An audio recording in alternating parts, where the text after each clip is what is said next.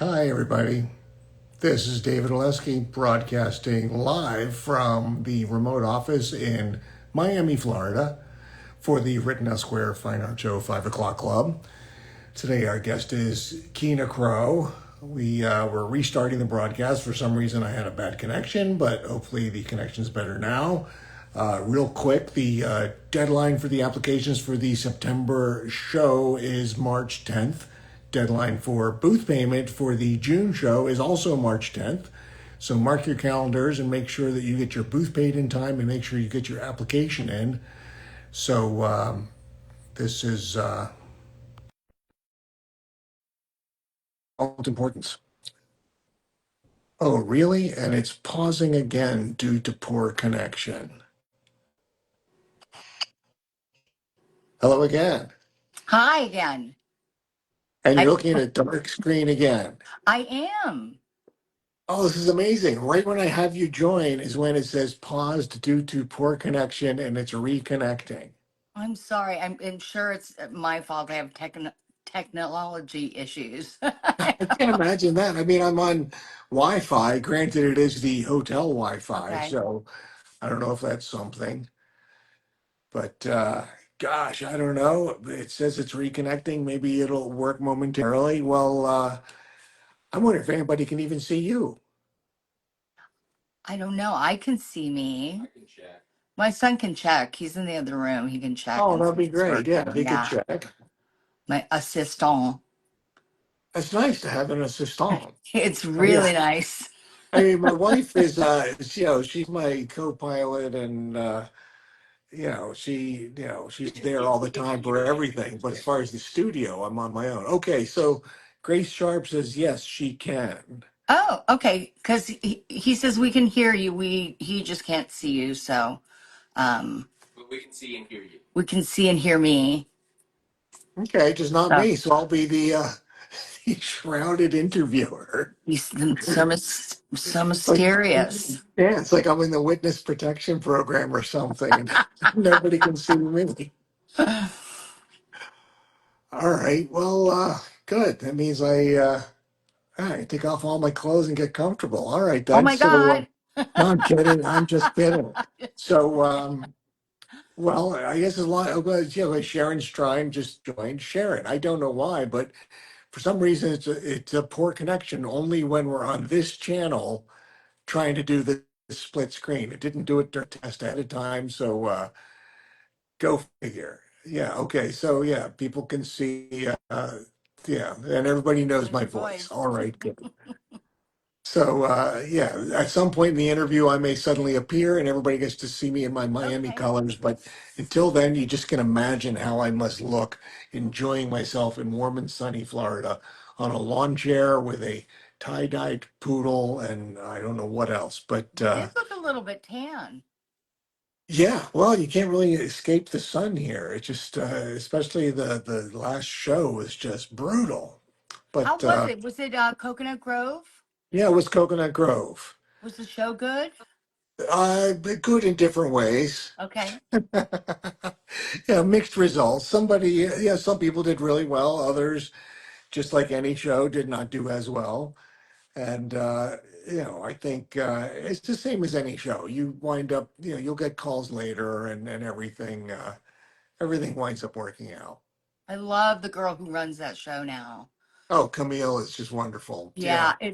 we just get so scared to drive through the mountains in the winter that like our first show this year, my first show is going to be in April in Dogwood. And we've been under snow now for 7 weeks. Oh my So God. yeah, it's a little bit crazy, but we are jealous of everybody that's warm and toasty. So you're outside of Pittsburgh, or are you in Yes. Pittsburgh? Yeah, I live like 10 miles north of Pittsburgh. Okay. And so do you miss Southern California at all? Not even a little bit, not even a little bit. You can't go anywhere. It takes you 2.5 hours if you want to go anywhere. So you might as well stay home. So you might as well live somewhere else that's affordable. Plus, it's on fire half the time. Is that, Yeah, yeah. I don't miss that. My family, all of my family who live there, almost all of them got evacuated twice. Oh gosh. And I feel like it's just a matter of time. I hate earthquakes. Those are awful. So I don't, yeah, I don't miss it a smidge. I love living closer. I wouldn't call this the East Coast, but I love living towards the East Coast. And I love that Pittsburgh's such an old city. I love Philadelphia too. I haven't done this show before. I think I haven't applied probably because of a time. It was probably a time conflict. Um, but I am scared to drive my van, my giant van, through those tiny little streets. Yeah, well, I mean, people drive bigger trucks than a van. I mean, box trucks and trailers and everything. So Sharon Strine, our lovable chairperson, just said thank you again for jurying the show. Kina Crow was actually one of the guest jurors for the June show. So if you come to the show and you see that it looks great or different, then we have her to thank in part. It was hard and it was really fun too. It was but it was hard. Those were a lot of images, but there's some super cool stuff. I think one thing that I did notice is that there's so much traditional landscape that was part of, and it's pretty much all pretty good. So it like came down to like like what your booth looked like, or for me anyway, because it was really hard to pick and choose, and it was that was the category that I had to keep kind of going back over. um because like I said, like so much of it was so good, but I also I just, my picks were kind of things more diverse, so things that you wouldn't necessarily expect to see. I do a lot of art shows out there, so while I don't know many of the people who applied to this show, I do recognize some work that I love, and I know it shows well. And but yeah, thank you guys for asking me. It was really a blast. Yeah, I feel that way when I'm jurying an event and I see like wearables or textiles or jewelry that I'm not that well versed in what the criterion is as far as other than the basic questions. Are they doing something different? Are they succeeding? Are they presenting it well? And yeah, it's tough, when you're kind of out of your element with something like traditional landscape where, they're all just stunning, but I think it does, in general, it winds up being a fairly traditional show. I will say something stood out to me so much that they were like seascapes. Um, and I can't remember what the medium, if it was watercolor or oil, but this person, the way they created their booth, they made you feel like you were at the beach, which I thought was really awesome. And everyone hates the dreaded booth shot, like we gotta take a day and set up our booth. And if you're lucky, you can get a good spot and take it, but the booth shot's the worst, right? I mean, it's really so hard. So I was really impressed with this person. Okay.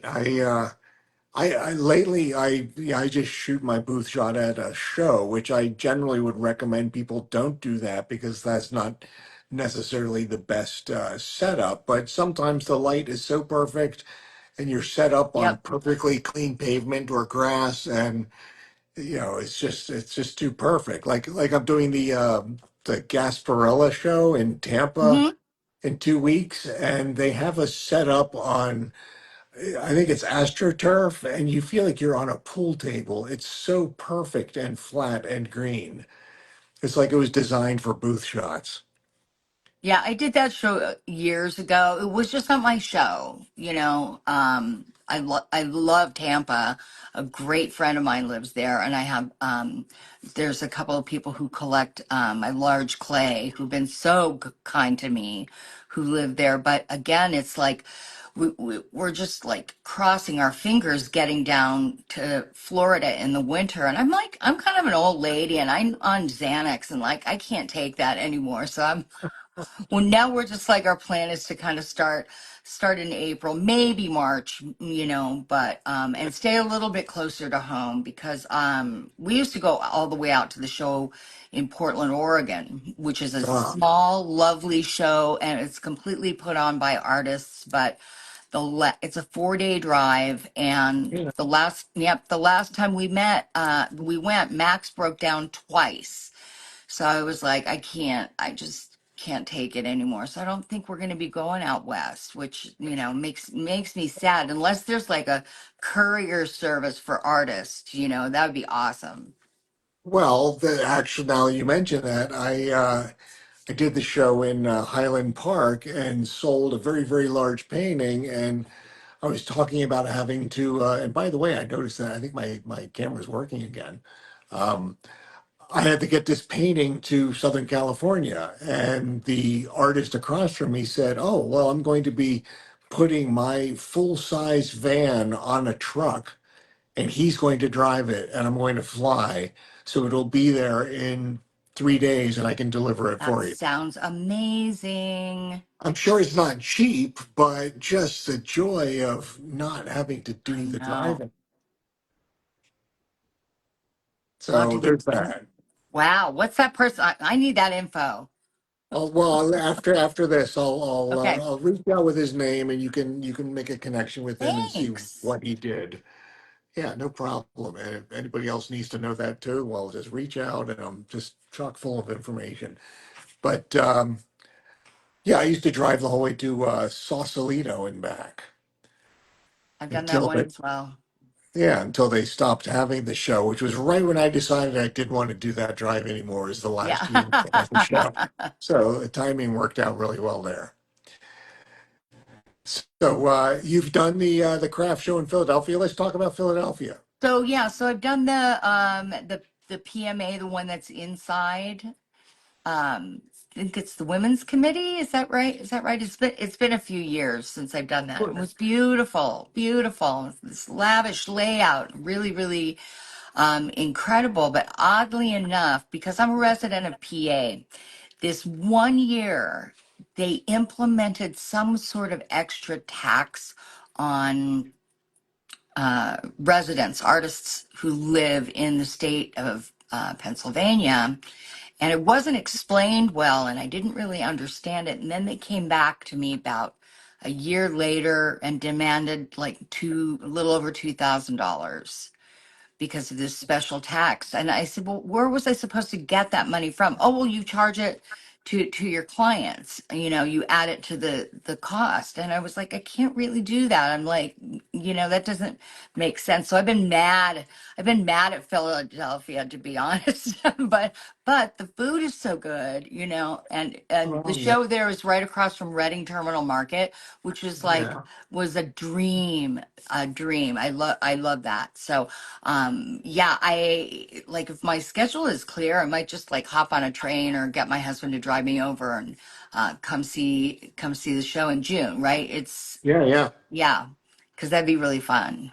That would be really fun, and yeah, you really should do that, and make sure you connect with Sharon and with the board because yeah, I'm sure some of us would love to get together with you and show you around to some of our favorite places. If it's food involved, I definitely or booze, Oh, I'll definitely want to. it's nonstop food and booze, believe me. I mean, between the park restaurant, so what are your favorite restaurants around the park? So Barbuzzo is my very, very favorite.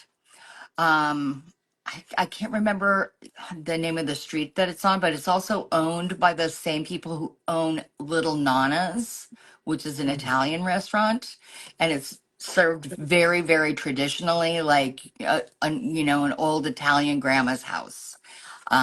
So those are my two, but I get stuck, and I want to go back to the same place over and over and over. So, We're the same way. We keep adding more places that are our new favorites, and there's new places opening all the time that are just stellar. So yeah, if you come back, everybody I'm sure will have great suggestions of places you should try. If you like Italian, right on Sansom is Melagrano, which is right across the street from Wilder. Which Wilder is actually is the owner went to the same art school that I went to, Maryland okay. Institute College of Art, which is kind of funny. And my wife, for some reason, has a mind like a memory like a steel clamp that she remembers everybody and everything, and she just sees It's the owner awesome. passing us on the street and says, "Oh, we just ate there tonight." And I was like, "Who are you talking to about what?" And it's like, "Don't you remember? She's the owner." And it's like, yeah, when you see them not in the restaurant, you don't put two and two I together. also remember it's kind of just past Chinatown going to a speakeasy Okay. where the entire floor is tiled in pennies and it's very very luxurious, soft sofas. You get to sit around and you have to wait outside. There's no sign. You have to know where the place is. Right. And you just and that was cool. I thought that was pretty fun. There's a few places like that, that there's like these little hidden gems, like Monks, the Belgian pub. It's nothing but, it's like, I don't know how, like countless number of beers on tap and, fries and mussels and all the Belgian food and odd Yeah, I little, mean, food yeah. is a huge bonus of being an independent artist and being able to Well, travel all over. yeah. What weekend is the show? Remind me. Right here, the show is, it's June 6th, 7th, and 8th. Okay, great. Okay, let me see what I can do.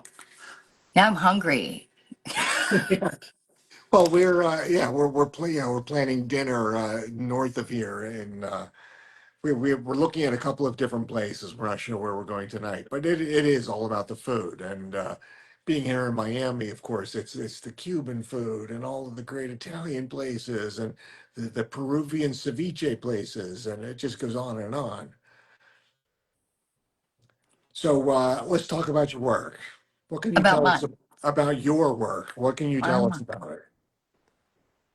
Um, this is always hard for me. My elevator pitch is always hard. Sometimes I tell people that I'm an uplifter, that's what I do. That's sort of like, what does that mean? And basically, I hand sculpt little figures, little human figures, and install them in the recess of boxes that I built and painted. And they always have some sort of sentiment. Now, uh, some of it is funny, and some of it is sweet. And there's a lot of F bombs in it too. And those are ironically my best sellers. I don't know. So, You appeal but to the F they're bombs. unlike anything you've probably ever seen before. They're like maybe little dioramas, but they are incredibly difficult to create. And they just I get harder. I don't know. I thought it would get better and faster. Um, but I'm having trouble with my fingers now and my hands. I'm getting up there. So, who Yeah, knows? we all are. So, what are you working on now? I like to say what's on your easel, but I'm sure it's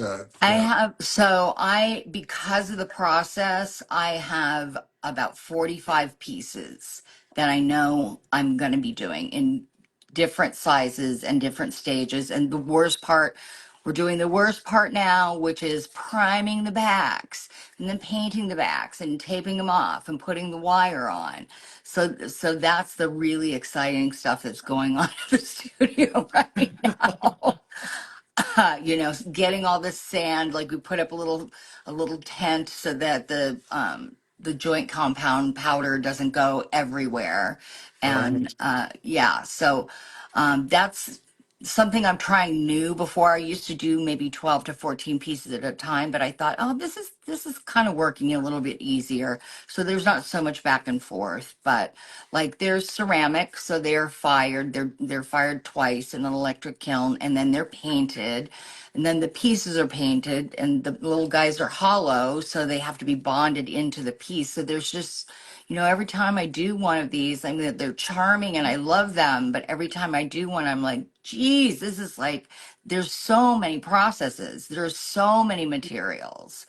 So, Um, so one thing, the final colors, that's not glaze, that's paint. I don't use ceramic glaze. Okay, I used that's to.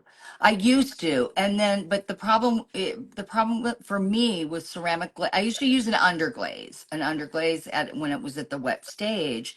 But if I ran out of that jar and I'd ordered the same jar, it would be a different color. So there was zero consistency to it. And I was like, really, they don't need to be paint, they don't need to have ceramic color on them, like no one's going to eat them, right. I hope. They don't have to be So food they safe. don't have to be food safe, and I can do so much more with acrylics than I can with glaze. Like there's one process that I specifically use glaze for, and it's if I'm trying to create a mirror luster with a third firing, so I will use it that. But I built a huge sculpture. It took me like 2 weeks to build it, and the freaking glaze that I had used the same glaze on another piece, it for some reason decided to melt all the way and like stuck to the kiln shelf. So it ruined everything. And I was like, I'm not a fan of glaze, but I'm not a potter. I don't profess to be a potter. It's those people are geniuses. They have to remember so much Yeah, information. you have to be a chemistry major or something. But so there's a Pretty question. much. Our dearest chairperson, Sharon, asked, what was the inspiration for growing some balls? Well, all of my stuff is kind of me. It's kind of my journey, my life story of like, born in the 60s, you weren't really an equal member of society. And so, you know, a lot of us believed that, or at least we did what we were told to do. And the older I got, the less a fuck I give about it. So it's like, it's me trying to grow some balls, trying to stand up for myself. I've got a lot of little characters with like little bloody cleavers. It's just my alternate person, alternate ego, I guess. Yeah, I mean, I see some of the humor. I don't know if it's Far Side or uh,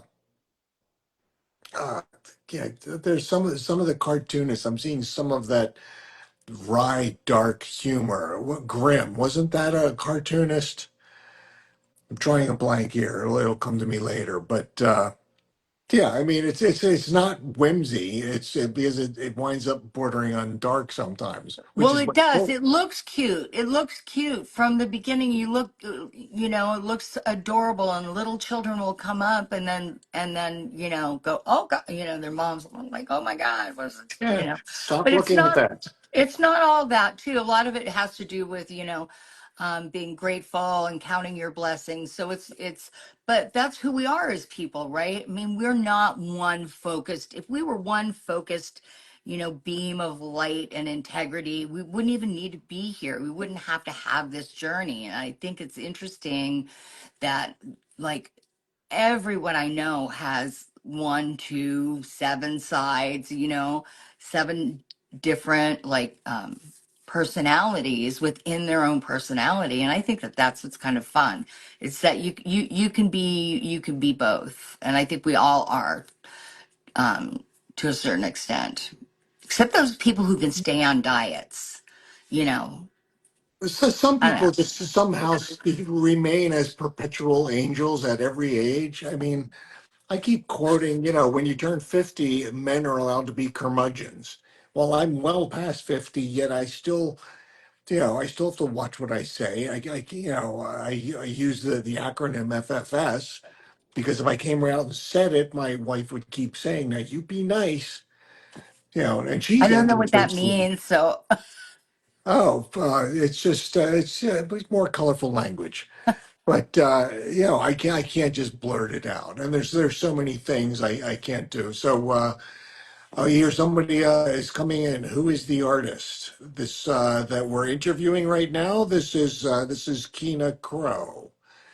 Um, I'm not sure what they mean. Who is the artist? Yes, and then and then somebody says they don't see me. Can you see me? I can't see you either. No, Oh, you can't see me. I see no. myself. Oh, well, how You about see that? yourself in the reflection of your phone. I don't know. I don't know.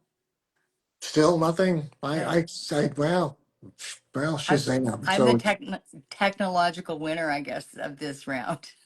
yeah, I have no idea. I mean, it worked for both of us before. I don't know why it's not working now, but that's fine. I can make funny faces and know that I won't embarrass myself. So that's great. I keep I trying can to. do that too. I don't care. Yeah, well, that's because you get to be that person. My wife is my editor. So all right. What else? Oh, you had a completely different career in Southern Oh, California. yeah. Let's talk about that a little bit. So my father was a B movie film actor in Hollywood in the 60s and 70s, and he just kind of pushed me on to, that train. First of all, learned how to do laundry from like the age of 4. I was like chained to the ironing board, and had to learn how to sew. My dad would go on auditions, and I would always dress him up, and he had um, as so many people did back in the 60s. He's in his 30s, but his dentures would come out. So we could put shoe polish in his hair and he would look like an old man. And film companies, if they could believe you're an old man, they'd rather use a young person because it's safer. So I became a costumer instead of I did have a couple of other weird real jobs, like I worked at Kinney Shoes, but as soon as he could, he got me jobs with friends of his going, hey, hire my daughter, work slave wages forever. But I did wardrobe for 25 years. So that was a whole other super fun, thing to do. Lots of materials again. Right. The last show that I worked on for several years was a show called All That on Nickelodeon. So if your kids are anywhere in their like 30s, they would remember that show. But I got to make like giant carrots and crazy lunch ladies. It was fun. It was fun. Well, it sounds pretty fascinating. I have a distant cousin that does wardrobe. She's based in Boston. Whenever the film Okay. industry is shooting anywhere near there, um, she's probably on the set. I did a And TV commercial in Boston one time. really, a tea commercial? TV. I did Oh, TV commercials. I got to go all over the country. I worked for this wonderful company for a couple of years and we went everywhere. wow. So who knows? Yeah, who knows? So, I already asked you how you like Pittsburgh instead of I Southern like snow. California. I Yeah. like snow and the cold. Well, I do too. I live in the middle of the forest on the other side of the state. And I was just telling people I love blizzards at my house because just every window, the view is like a postcard. It is. It's Yeah. awesome. And I work at home. So as long as I can, get to my studio, which I has a second know. entrance and have It's a good electricity. commute. It's a good Yeah. commute. Yeah. Yeah, and I just I love being snowed in, and you shovel out eventually, and the sun comes out and then bakes the driveway and melts it dry. But for a few days, I love being stranded.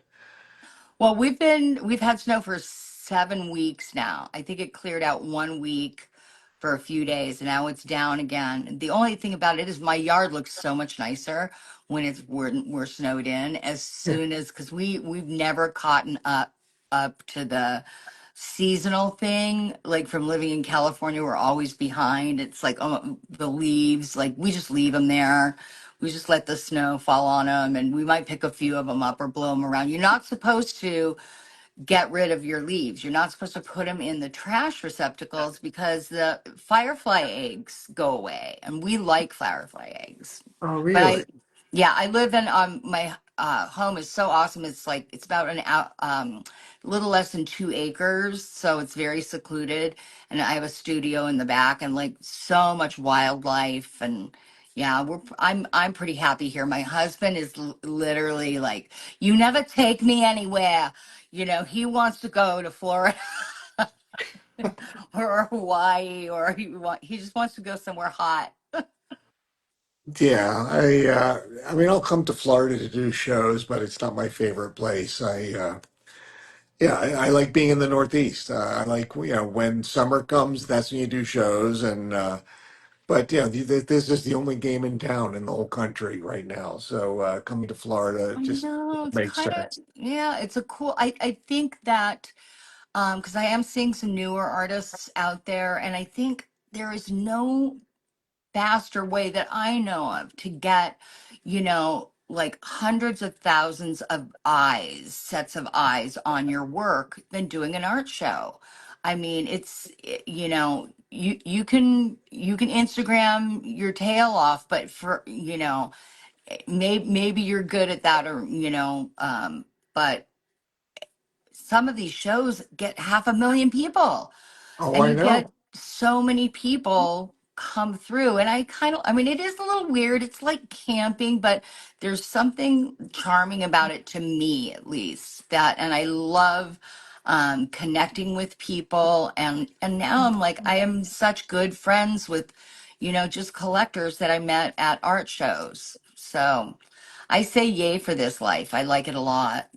Oh yeah, I'm part of the mentorship program with the Coconut Grove show, and Awesome. I'm also part of the mentorship program with the Rittenhouse show, and just trying to inspire young people, students, emerging artists to just get into this business and think of it as such an improvement over having a job, that you create your own job, and there's a whole different way you think about I love it. Yeah. everything you do.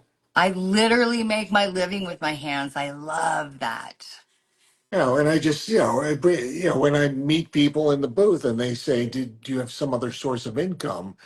Like, no. It's like, what else? I wouldn't have time to do anything else. I've been doing this for 25 years, I've never done anything else to earn money other than paint. I had a lawsuit this year, which I won't go into that, but the judge was so funny because he's trying to understand what it is I do. And he's like, "So you're a potter?" I'm like, "No, I'm not a potter."